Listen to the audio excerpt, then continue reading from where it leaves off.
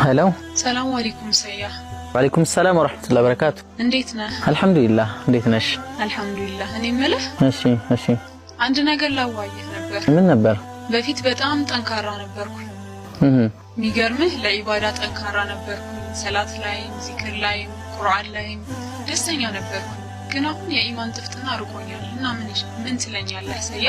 ማለት እንደዚህ አይነት ባህሪ መቼ ነው የተቀየረብሽ? መቼ ነው እንደዚህ የሆንሽው? ከመቼ ጀምሮ ነው?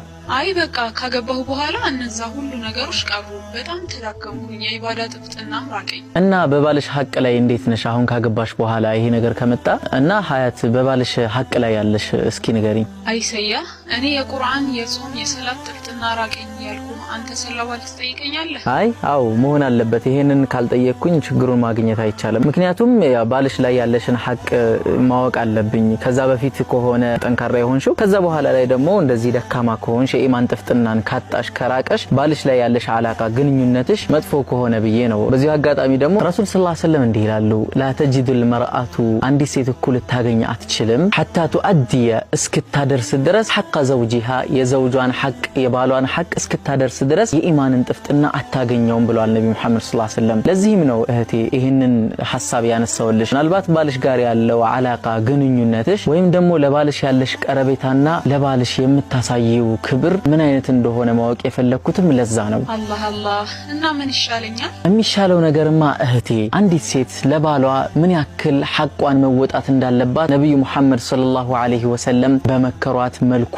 መሆን ይኖርበታል። የባል ሐቅ በጣም ከባድ ነው እዚህ ምድር ላይ። በሚገርም ሁኔታ ነብዩ መሐመድ ሰለላሁ ዐለይሂ ወሰለም ሲገልጹት የባልን ሐቅ በዚህ ምድር ላይ አንዲት ሴት መስገድ አይበቃላትም እንጂ ለፍጡር መስገድ የለባትም እንጂ ትስገድ ቢባል ኖሮ ለባሏ ስጁድ እንድታደርግ በታዘዘች ነበር ከማለት ነበር የባልን ሐቅ ነብዩ መሐመድ ሰለላሁ ዐለይሂ ወሰለም የገለጹት። ባል ትልቅ የሆነ ሐቅ አለው። ሱና ጾምን እየጾምሽ ሊሆን ይችላል። ነገር ግን ባልሽ በዛ ሰዓት እንኳን ጾምሽን የሚያፈርስ ነገርን ቢጠይቅሽ አንቺ እምቢ ማለት እንደሌለብሽ ታውቂያለሽ። ለዚህም ነብዩ መሐመድ ሰለላሁ ዐለይሂ ወሰለም የተናገሩትን ሐዲስ ማስታወስ ይኖርብሻል። ሱና ጾም እንኳን እንዲሁም ሱና የሆኑ ነገሮች እንኳን ሊያቋርጥብሽ የሚችል የሆነን ሐቅ ነው አላህ Subhanahu Wa Ta'ala የሰጠው ለሱ። ስለዚህ የባልሽን ሐቅ ሳታማይ ባልሽን መብቱን ሳትጠብቂለትና ለባልሽ ታዛዥና የኡነት ለባልሽ ታማኝ እስካልሆንሽ ድረስ በፍጹም ስኬታማ አትሆኝም። ከዛ በፊት መሰራቸው መልካም ስራዎችም ሐላዋ ጥፍጥናቸው ይርቃል። ቅድም ሐዲሱን እንደገለጽኩት ማለት ነው። በአካል አብሯት ሲኖርና